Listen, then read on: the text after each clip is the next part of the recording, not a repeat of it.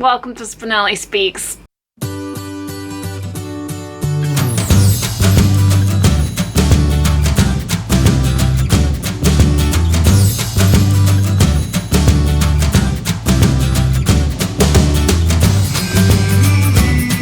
You guys, this video is going to be so long if I don't talk super fast. This is my August wrap-up, and I read 20 books in August. Now, okay, a lot of those were graphic novels and some were children's books or picture books, but 20 books. If you recall, I did do subscriber recommended reads in August, which went really well. So some of these books I won't dive too far into because I do have my subscriber recommended reading vlogs that I'll put in the cards above so you can check those out if you haven't already. I also did a few rapid reviews for some of the graphic novels that I read in August as well. So I'll put that in the cards above too. If you are new here, welcome to my channel. No, I do not typically read 20 books in one month. It was just a crazy, awesome month, and I just devoured graphic novels and a couple of other books, and I really sat down and read quickly through a few of these, so it just so happened that I had an awesome reading month. If you are not new here, then you know that sometimes I just get a little wackadoo on my reading. So let's get right on into it because like I said, I read 20 books. 8 of those were graphic novels. 5 of those were audiobooks. 3 of them were like picture or like children's books, I guess you could say. And then 4 of them were physical novels. I am going to do as I normally do, and that is start with my least rated books first, and then go on down the line until we get to my 5-star reads. So I'm going to pull this big pile over so we can get started. This is my pile of books. It's super heavy. See? Oh my god. Oh, it's so heavy. Should I try to get a thumbnail like this? Ah! Okay, so, now of course these are not in the order that I need them to be, so we'll have to pull them out as we go. Okay, so the first book that I rated a 2-star for is the graphic novel Umbrella Academy. Now, I absolutely love this Netflix show. I did not like the graphic novel. I thought that the storyline was weird. It had a lot of plot holes. It really didn't explain any of the characters very well. It just kind of plopped you in the middle of this world and kind of just expected you to believe the magic system, which, I mean, I don't really know if it's magic or more superpowers or however you'd like to call it, but I just really did not like where it went. The graphics were really cool, and I really liked that this was made by the lead singer of My Chemical Romance because I was like, wow, I didn't know that. So that was really interesting to me, but overall, I just wasn't impressed. It just kind of fell flat for me. So that I did give 2 stars. Now, I will be doing the Umbrella Academy tag. I was tagged by Break Even Books. I'm really excited to do that because, like I said, I love the Netflix show. My fiance and I have started watching the 2nd season. We're about 5 episodes in, and it's so good. I just love that show. So that was my first 2-star read. My next 2-star read is a book that I categorized as like a picture book, though it does have like pages with, you know, verbiage on it and everything, but that is Plotted, a Literary Atlas. Now, I was really excited to read this. My friend Nora at Book Bubler had recommended, she had read it at some point, and it just sounded super intriguing to me.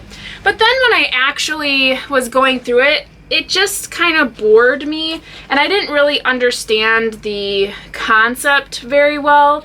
But basically what this is the author and artist put together like maps for different stories. So like this one I think is Hamlet, and kind of put in like little tracks of where all the characters would be in certain scenes.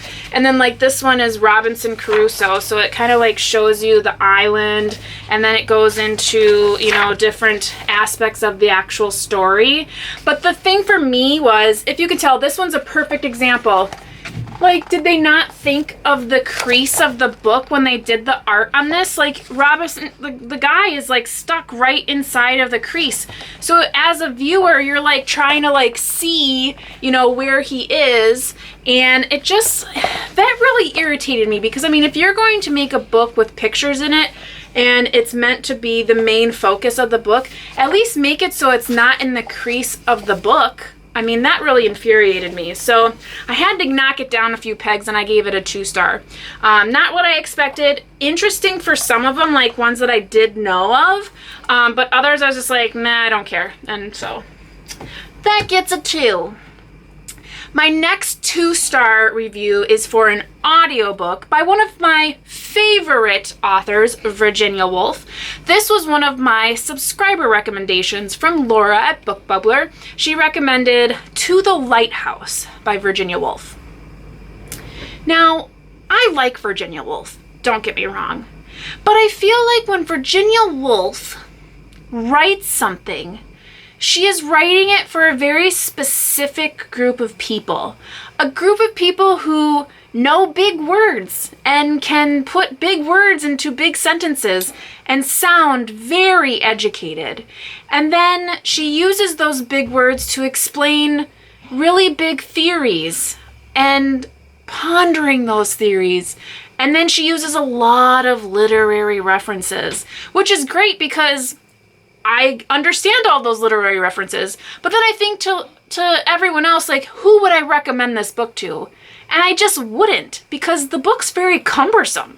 It was about this family who's on, like, holiday at their seashore home, and there's all these other people, and it's the Ramseys, and they have, like, 8 kids, all varying in ages from, like, you know, adulthood down to, I think, 6 years old, and she's like trying to matchmake some of these people, and then there's this artist who's painting a painting, and they're all like thinking in their heads, and then all of a sudden it fast forwards 10 years later, there's been a bunch of deaths. The husband is like wanting everyone to be very sympathetic towards him, and it's so boring. Like, it was just boring. And I listened to it in audio, and I was thinking, like, maybe I'm not enjoying this as much because it is on audio. But realistically, I was just like, this is boring. So if you like Virginia Woolf, and you like the way she writes, and you like to break down her writing, read that book. If you want to read something for pleasure and not have to think about it, don't read that book. So that was my last 2-star review. This next section, which is 8 books in total, all have 3 stars. The first one being the book that I read with my book club, which was Diana Butler Bass's Grateful, The Transformative Power of Giving Thanks. This is a nonfiction book about gratefulness and gratitude and how to kind of move through your life in different areas of gratitude, whether that be internal gratitude or more of a social gratitude, which includes your community, that kind of thing. And as I was beginning to listen to this book, I was enjoying it. I was feeling like my mind was opening. I was understanding gratitude a little bit. There were a few examples in there that I really reflected on of my own self. And then she started to talk about the 2016 election. And then she kept talking about the 2016 election. And I was like, why do you have to bring politics into this story? So that kind of turned me off a little bit. I still think there is a lot of really great aspects to this, and it definitely had a lot of connection to spirituality or religion, and I feel like she did a really nice job of explaining it. But it wasn't until the very end where I had a little bit of a value add there, because she kind of gave a list of how-to. And that's really what I thought the book was going to be about, is more of like a how-to, like, you know, make a gratitude journal, which she mentioned, but I thought it was going to give more, I don't know, direction. Still very good. I think if you yourself are looking for a great book to kind of just open up your mind in reflection of gratitude, I think it'd be a great pick. I did give it 3 stars. I did like it. It just, there was a few pieces in there where I was like, I don't want to talk about politics. And maybe it's because we're too close to this new election and I'm sick of the ads kind of thing. But it was just kind of like, oh, here we go again. But still a 3-star read. My next 3-star read is a book that I read early on in the month, and that was The Gift from the Sea. Gift from the Sea, And this is by Anne Morrow Lindbergh. Yes, that Lindbergh.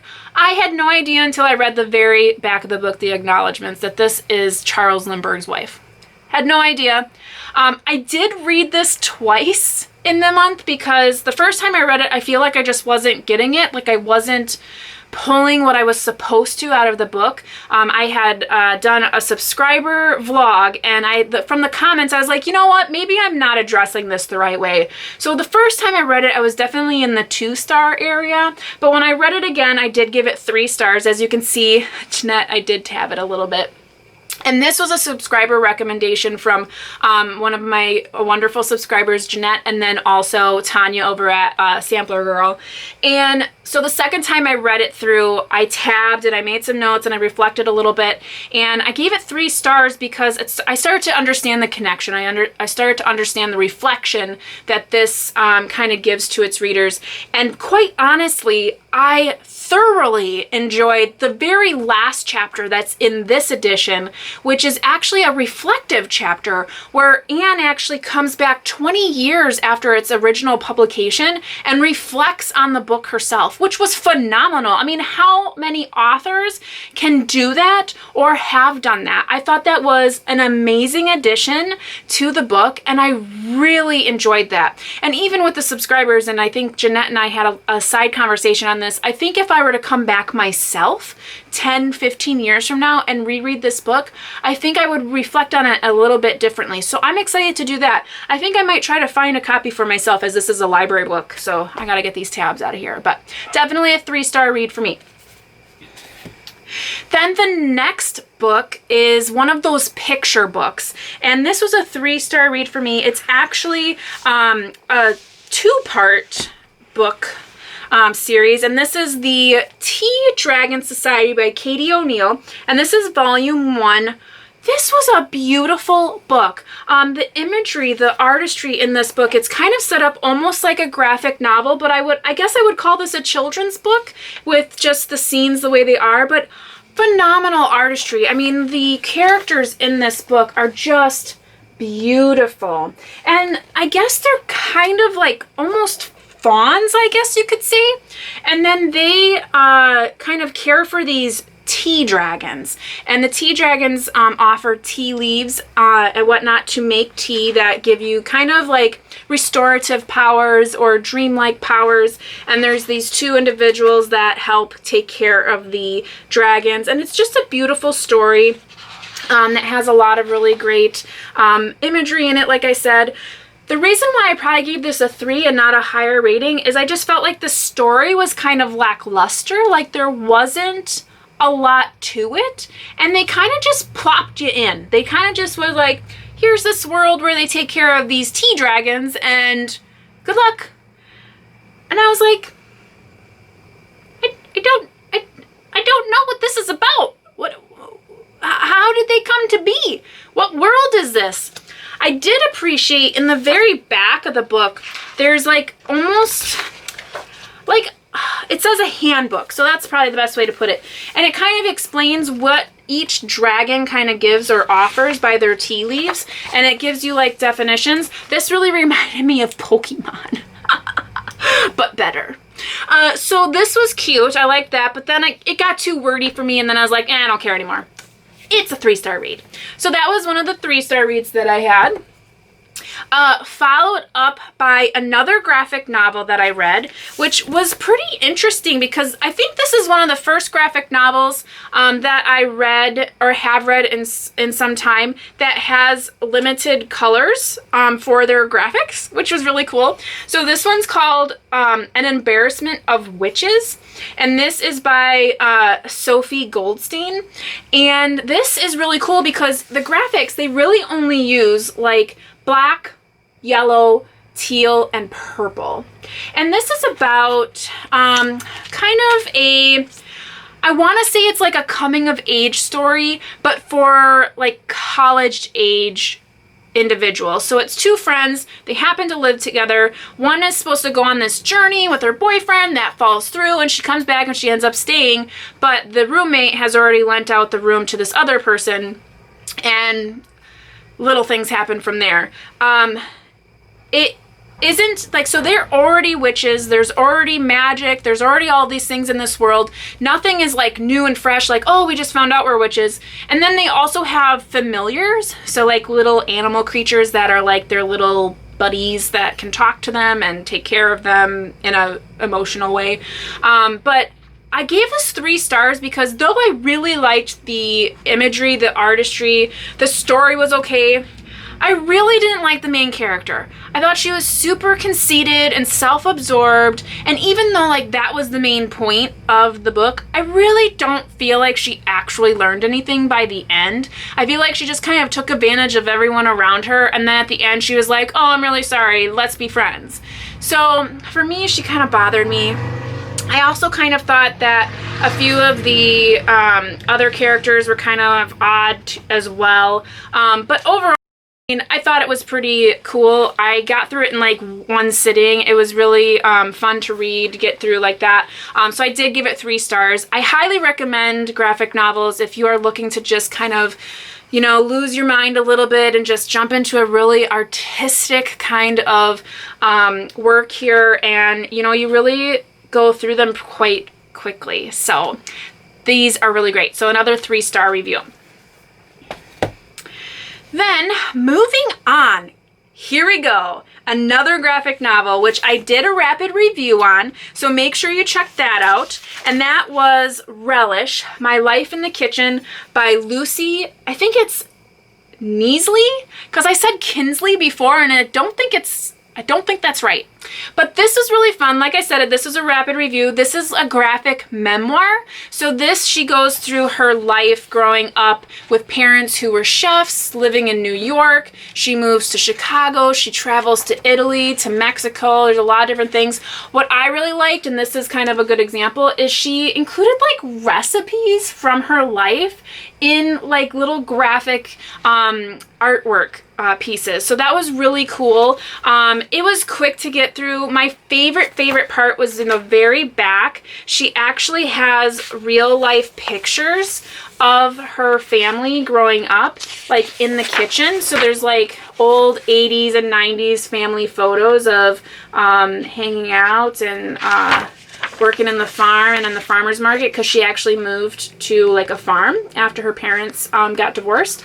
So it was really neat to see that side of her. And I do believe she has a couple of other graphic memoirs. I think I just saw one that looks like it has something to do with pregnancy. So I thought that one was really unique looking. I might pick that one up too. So Relish was really good. Again, another 3-star review that I have to take back to the library. By the way, guys, your library should have a lot of these graphic novels. So if you're like, yikes, I don't know if I want to, you know, make that jump and buy graphic novels, go to the library. They have a ton of graphic novels available. So definitely check that out. The next one, again, a graphic novel. This I had never heard of. I actually went online and just Googled, you know, popular graphic novels, and then I looked for ones that I had never heard of before.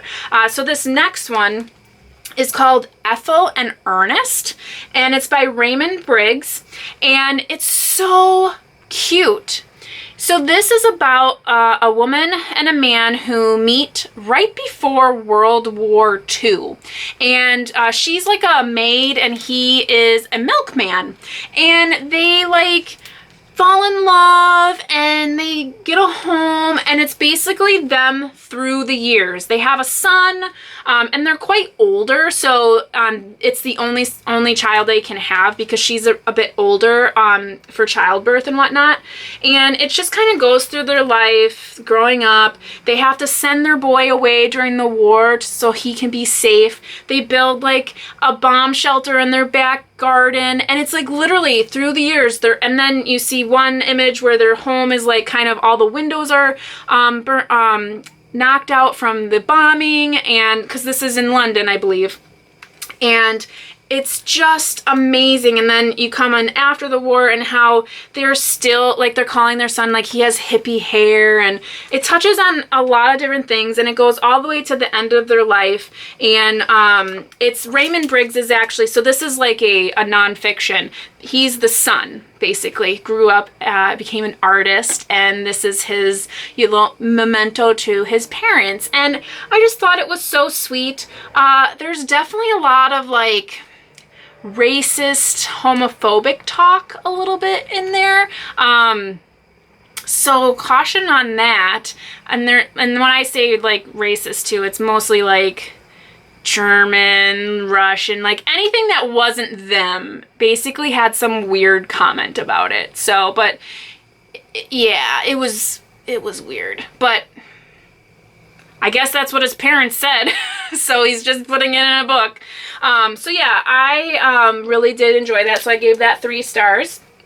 Again, got that from the library, which was awesome. Next, we have another graphic novel, and this one I again heard from Laura at Book Bubbler. Laura and I trade off a lot of great recommendations to one another based on what we've read, and I saw that Laura had read this. I saw it on one of her Friday reads, and this is The Golden Age by Roxanne Moreil and Cyril Pedrosa. I'm probably saying all of these names wrong. This is interesting, and I only gave it 3 stars because I feel like the story kind of just abruptly ended. So you have to go on to the next book to really even know what this one was even about. This was just really kind of foreplay in my opinion. Basically what happens is a king dies, and then the princess is supposed to kind of take over, but her kingdom kind of overthrows her almost, and her younger brother kind of is like taking over, so to speak. So she kind of gets sent away, and these 2 rogue people come and help her, and they find this group of women who are just, it's like a commune of only women, and they kind of take them in. But what I really love, and if you can see this, is the artwork is all in one shade most of the time. So this is like deep purples and reds, and then it's like pinks and purples, and then it just keeps going like into different shades. So like we have like mostly blues here, and then here's more of like your pinks, and then again the blues, and then whoo, that's really dark, and some really dark blue, and then, you know, the shading is so unique, I feel, and it just really was, it just drew me in. And there's not a lot of dialogue, there's not a lot of words on each page for this one, but it was just so aesthetically pleasing that I really just enjoyed it. But for me, a graphic novel, I do need more of a story. I do need to be captured more than just the visual side. But again, very much worth it if you're looking for a more of an old like kingdoms, and it almost reminds me of like Sword in the Stone, King Arthur, that kind of thing. This was phenomenal. I really did like it. The story, I didn't feel like there was any story, and a lot of people could probably disagree with me on that, but that's my opinion. So I gave this 3 stars. I will probably continue with the second one because I want to know what happens, because it kind of just like leaves you hanging. So yeah. Next, another 3-star, and this is actually the last 3-star book, and that is going to be one of my novels, and this was another subscriber recommendation from Laura at Book Bubler, and this is Nora Roberts' Stars of Fortune. This is book 1 of the Guardians trilogy. I liked this. It was fun. It definitely brought me right back into Nora Roberts' world, where you get to learn about all these amazing characters. You always have 3 women and 3 men, and you slowly figure out who's going to be paired up, and you find out what their secrets are. And I feel like the first book in any of her series is always that. It's always setting the stage. Who's who? Who's going to be with who? Who is the villain? How are they going to fight that person? So I am definitely going to move forward into the second book, because that's where it gets real. That's where the action happens. That's where we're going to get some real heat and fire. So in this book, we follow a couple of different people. I have already forgotten most of their names, but there's magic. There is like a sorcerer. There is a person who is like a warrior. There's someone who can control time and space. There is someone who has a little bit of a secret. There may be some kind of transformative people in here as well, but I don't want to give too much away. It's definitely a series that I enjoy. It reminded me a lot of one of my very first Nora Roberts books, which was Morgan's Cross, and that one was so good. It drew me in. I loved it so much. It was one of my first Nora Roberts books, and that definitely reminds me of this one. So I'm definitely going to be moving forward on this. Yes, yes, yes. So that was the last 3-star review. Again, that was a subscriber recommendation as well. Now we're moving into the 4-star reviews. And the first 4-star review that I have is the second volume of the Tea Dragon Society, or the first one was Tea Dragon Society. This one's the Tea Dragon Festival. This one was so cute. Oh my gosh. So basically this young girl, and I can't remember her name because I read this a while ago, she finds a dragon out in the woods, like not a tea dragon, but like a regular dragon, and he's sleeping, and he's been asleep for like 80 years. And she basically brings him back to the village and helps him acclimate to the new time. And they just, oh, it's so nice. And you meet the 2 men from the previous book in volume 1, and this is actually set in a time before the first book. So this one is where you really get to see, like, what is this world about? What are these people doing? And this one was just so filled with family tradition and reasons to, you know, keep that going, and just friendship and companionship and love. It was just so good. And again, the artistry is just phenomenal in these books. It's just so good. And I just love the friendship between the dragon and the little girl. It was so cute and endearing, and I just really like this one. I don't know if there's going to be a third one, but I hope so, because these were really cute. I do know that this author has a couple of other graphic novels that follow different characters, and I feel like there's one where there's like a unicorn or something. I don't know, I could be wrong. I know Laura has read them. But yeah, very, very good artwork in these. Fun story. This one was really great as well. So I gave that 4 stars. Again, from my library. So all these books, a lot of them I got from my library. I'm thankful that my library allows for holds and then curbside pickup, because I think I would just cry all day if I couldn't have these books. Okay, the next 4-star review is a graphic memoir, and this one I did a rapid review for, and that was The Best We Could Do by T. Bui. I hope I said that right. I really liked this. This has turned me on to reading graphic memoirs.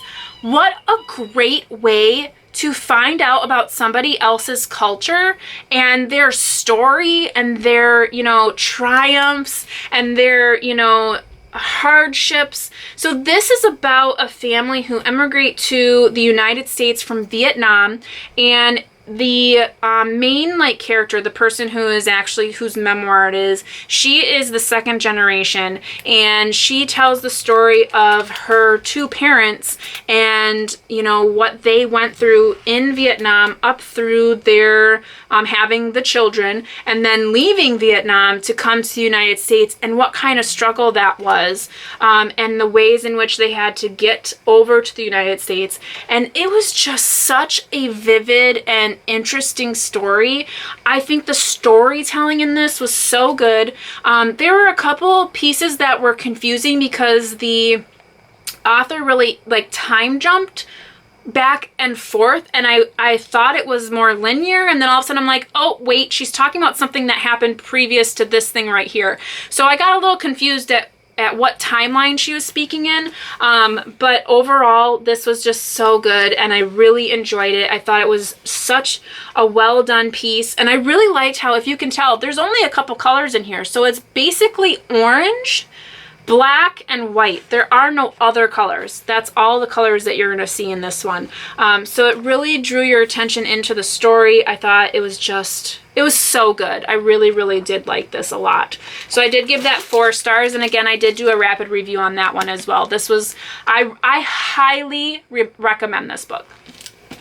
Again, from my library. Next 4-star review is another graphic novel. I told you I read 8 graphic novels, and this is a middle grade graphic novel, and I just did a rapid review on this. Perfect for back to school, and I know all of us are kind of, you know, in that haze of half virtual, half back at school. Maybe you are back at school, but nonetheless, this is a very good story. It's about bullying, and this boy, his name is Jensen, and he wants to be an astronaut. He thinks he has friends in all of the school, and yet doesn't at the same time. And he starts to get things pointed out to him, things that, you know, friends making fun of him or forgetting about him, or, you know, just making comments behind his back. And he begins to realize that he is being bullied, and he asks his bullies to stop. And there's a lot in here that is so great about friendship and having each other's backs. There's even a part where teachers stand behind students and say, no, enough is enough, as far as the school even, you know, discussing dress code and that kind of thing. So I thought this was really good. The artwork was really cool. It was kind of almost like watercolor, I would say, and just really cute. All of the characters were so unique, so well represented. There is such a diverse cast of characters in this, and I really liked that. Jensen was such an endearing character. You really could feel like he would be such a great friend, and he was a great friend. He stayed so positive throughout, and it was just so sad when he was getting bullied, because you as a reader were like, no, Jensen, that's not right.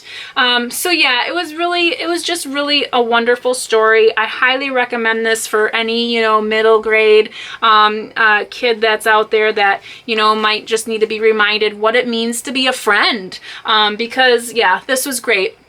She also has a few others. So this is by Svetlana Chemakova, and her first one of this is Awkward. Now, I did not read Awkward yet. You can read these out of order, and because they're just companion pieces, but definitely something that I'm going to look into. It's the Berrybrook Middle School series, so that's what that is a part of. So that was another 4-star review. The next one I have is actually a subscriber recommendation from Emily at Novell Novels. I read Flatshare. Finally! Now, this was all over BookTube, so everyone knows about this story. And if you don't, what it's about is 2 people who share a flat. But they share it at different times. So it's actually the male owner. He owns the flat, and he is only there during the day, so 9 a.m. to 6 p.m., and then he's gone on the weekends. So the female character, she actually gets to have the flat and after work, basically on weekends. And they never see each other, but they start to share notes, little post-it notes, and they get to know each other. And there's a lot of side characters that are just complete crap. He has a girlfriend who is very, I wouldn't say manipulative, but she's just very, I guess, negative. He will say things and she'll just kind of like brush it off, or, you know, he is a hospice nurse and she kind of just is like, well, you care too much about your patients. You don't care enough about me. He has this little side thing where he's trying to help one of his patients find a long lost love, and she's like poo-pooing it. And then the female character, Tiffy, so it's Tiffy and Leon. Tiffy has an ex-boyfriend who is crazy. He's definitely, something's wrong with him. He kind of, you know, breaks up with her, gets a new girlfriend, kicks her out of the flat. That's why she has to find this flat. Then he's like showing up randomly in places where she is, and it's just very too coincidental, and it kind of explodes towards the end. And yeah, so obviously it's a love story, so we know these two kind of get together, and it's just very cute. It's very charming. It's very sweet. The characters are pretty, you know, nice towards one another. I did give it only 4 stars just because it was just kind of like, that's nice. But the writing was really good. I liked how they did a lot of like the conversations, and in the Leon section, which kind of, it was weird to me at first. All of his dialogue, there were no quotations. It was just like a colon would separate. And then for Tiffy, it was actually like the regular dialogue quotation. So at first it kind of turned me off because I'm like, why is this doing that? But then towards the middle, I liked it because it really gave you a distinction between the two characters and how they would speak. So I liked that. There was another 2 side characters that I really liked as well. So this had a good cast of characters, where sometimes in romance novels you only really see the 2 main characters, and I just really like when there's a larger cast because you get a real depth of the author's range by seeing other characters as well. So I did really like that. So I did give that a 4-star rating. Now, another 4-star rating, another subscriber recommendation, and this is from Kayla at Kayla's World of Books. Kayla and the Books? Oh my gosh, man, I should have written this down. But she recommended A Woman Is No Man by Ethel Rum. It is about a woman who is from Palestine, and she gets married off to a man whose family lives in America. And so they bring her over to America, and she thinks that it's going to be different. Where she is from, a woman has no voice. They kind of get married, they have children, they take care of the home, and they stay quiet. So she expects or suspects that it might be different in America. It is not. She is really kind of broken down by her mother-in-law, by her husband. She actually gets beat quite often, and she has 4 children, 4 daughters actually, which throughout the story you hear that, you know, that's an unwanted thing to have daughters because you just have to then marry them off. Hence the, you know, a woman is no man. So it kind of really goes over the female versus male aspect. This is the first time I've ever read this voice, and it was very astonishing to me. I was perplexed. I was drawn into the story. I couldn't stop listening to it. And what I really liked about the audiobook is that there are 2 different voices in the audiobook. There is the voice of the mother, Ezra, who had come over to with her new family, and then she has the children. And then you find out quite early on that she and her husband Adam die in a car accident and leave the 4 girls with her grandparents. And then so the second voice is Dea, who is the eldest daughter, and her kind of growing up in this home and having to meet suitors, and what does this mean, and she wants to go to college. And I really enjoyed the story. It was so captivating, and you just couldn't stop listening. And it's funny because my friend Jenna and I were talking about it afterwards because she ended up listening to it as well. And she brought up a lot of good points. Like, this story was so cringy because so these people just beat their wives, kill their wives. It was just immensely like, wow. And I, you know, in that conversation was like, this is one person's story. This isn't an encompassing, you know, idea of what every Palestinian person does in their own, you know, culture. It's something that this is showing this one person's experience and breaking the mold. But overall, just as a story, and it's fictional, of course, but I just loved listening to it. I don't know if because I just had never really heard this kind of story before, I was just enthralled.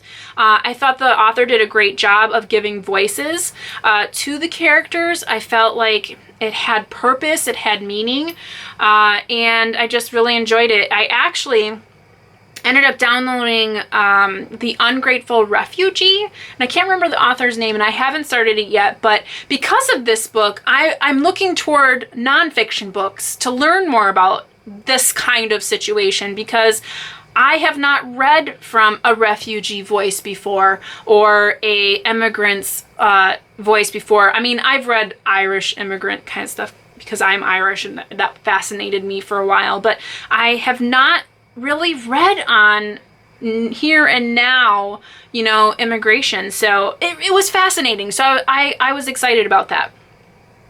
The last 4-star review that I have for this month was another audiobook and another subscriber recommendation. And this one was from Angie at Literary Labors. And she had recommended The Worst Best Man by Mia Sosa. And so cute. This book was really cute. It was about a woman. It opens up on her wedding day, and she gets stood up at the altar, and her fiance's brother, who is the best man, is the one that has to come and tell her.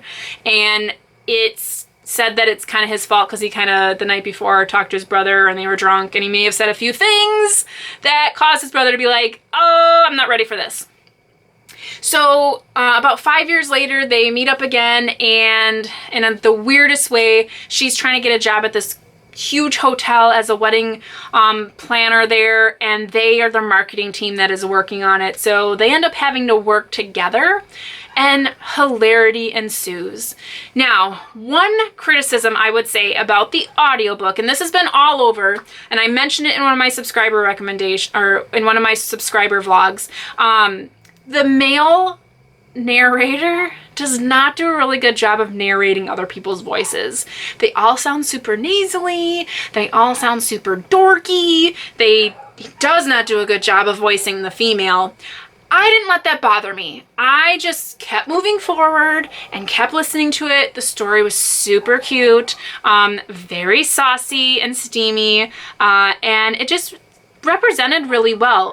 The characters, the man is white, and then the female character, she is Brazilian and Latina, and it just did a really nice job of adding culture in, and you know, she really brought up great points about being a female in corporate America, being a person of color in corporate America on top of being a woman, and a lot of the facets of how emotional responses are perceived by men or by women and the differences there. So I really appreciated that. I thought it was really well done. For a contemporary romance, it had a lot of hard-hitting issues, which I really appreciated. So definitely a 4-star read, my favorite 4-star read. It was really good. Okay, so last but not least, I have 3 5-star reviews. I don't think I've had this many 5-star reviews in a while. So the first 5-star review that I have to tell you about, I did a rapid review for. It's another graphic novel, and that is Book Love by Debbie Tung. This was so so cute. If you are a book lover, a bookworm, a book nerd, you just like books, you would love this. This is so perfect for like a coffee table or like a gift to a book nerd. I mean, it's so cute. It has so many awesome little artists or little artworks of like what it's like to smell a book, what it's like to open a book for the first time, when you dream about books. I mean, it's just so cute. And again, your library has this, so check it out. Check it out, like literally from the library, and then check it out, okay? So that was my first 5-star review. Then my second 5-star review was a buddy read that I did with Ange over at Ange with an E and Emily over at Novell Novels, and that was Elizabeth Gaskell's North and South. Now, I tried to read this like a couple months ago, totally failed, but I ended up doing the audiobook this time around. Instead of reading the actual book, you can see where I got to in the actual book, but I did the audio, and it was wonderful. I loved listening to it. The narration was excellent, and it really just, I mean, wow. Margaret in this book, I don't quite understand why everyone thinks she's so great. I mean, everyone thinks she's so great. I don't know why, but like Mr. Thornton, I really liked him. I liked the side characters. There's this guy named Nicholas Higgins, and he is one of the mill workers. And basically this book, if you don't know what it's about, this family moves from the north, where it's dreamy and it's farms and there's fresh air and flowers, and they move to the south where it's factories, it's dirty, people have to work for a living, and they basically do a comparison throughout the whole book about that. And then even in the south where there is, you know, working class people, there's a kind of a struggle between the workers and the masters, and there's strikes and there's people dying. Like every single chapter somebody is dying. I did not realize how many people were going to die. And if you want to hear a really good theory on this book, you need to check out Ange with an E's. I think she did it in her Friday reads, this past Friday reads, so you have to go through and look at all of her videos in order to find it. She has this really awesome theory, and that's all I'm going to say, but it's hilarious. So really great book. I really enjoyed it. I'm so happy I was able to finally finish it. The ladies that I read with, we had great conversations. It was just such a great book, and I'm so happy I finally got it done. So that was another 5-star read for me. Now, the very last book that I did finish this month and is a 5-star read for me and was so surprisingly a 5-star read was The Serpent King by Jeff Zentner. And this was a subscriber recommendation from Linda at Linda's World of Books. Oh my gosh. The first 100 pages of this book, I'm like, why am I reading this book? This book is like a nothing story. That's just these kids. They're going through high school and they're getting bullied, and they're, you know, one's a bookworm and one's like an Instagram nerd and one just has a really crappy life and isn't gonna go anywhere. And then I got like halfway through the book and I couldn't put it down, and I don't know quite why, but it was just like, okay, this is becoming more and more interesting. This is becoming more and more interesting. And then something really tragic happens, and I cried. I haven't cried reading a book in years. And then after that moment, everything just fell into place. Like everything just made so much sense. The book just completely connected to every emotion inside of me, and it's a coming of age story. It's about this boy named Dill who has a father and a grandfather that kind of have these legacies of just really crappiness, and he feels like he's stuck to that. His mom doesn't want him to go to college. She wants him to just work full time, pay off their debts, and just go nowhere. They have a friend named Travis who's a total book nerd. He all he does is read, and he has this online girlfriend, and he carries a staff around. And then they have this friend, Lydia, who is kind of a little bit overweight, I guess you could say, wears glasses, but is like an Instagram phenomenon on fashion, and she doesn't care what people think, but she has a really amazing family life. They support her. So you have the one that's supported, and then Travis, his dad, is a total dick. Beats him and his mom, and it's just really sad. But by the time I finished this book, I was like, this touched me. This book was amazing. Now, this is it's a young adult book. Would I pick a book up like this? No. But it was recommended to me, and I loved it, which is the reason why we should all be recommending books to one another, because sometimes you have to step out of your comfort zone and read something different. Read something that you don't typically read, because it could be the next book that touches you. I mean, that's really creepy, but it's true. I mean, this book was so good. So Linda, oh my gosh, thank you so much. I love this book. Now, you may be thinking, Ramsey, Danny, did you finish Magic Casement? No. I'm almost halfway through it. So Magic Casement was a book that Ramsey over at Rajathon subscribed to, or recommended to me for my subscriber recommendations. I'm liking it so far. I'm anticipating it's probably going to be a 4-star read unless something crazy happens at the end. But what this story is about is a kingdom where the princess is basically sent off to another place so she can be a lady. And then there's this stable boy who turns out to have some powers of his own. And then this other guy who's pretty mysterious. And there's some magic enveloped into this story, and the only reason why I haven't been able to finish it is because it is an e-book format, which is literally the hardest format for me to read. However, I did recently find out that I can open up the book on my laptop, which gives me more open screen so I can actually see more on a page, and that has been working out super duper great. So I should be able to finish that in the next couple weeks here, and I will let you know what I think about that book. So I'm still going to be finishing that. The only other books that I didn't get to that I had anticipated finishing in September was a subscriber recommendation of Abby Waxman's The Garden of Small Beginnings that was recommended by Laura at Book Bubbler.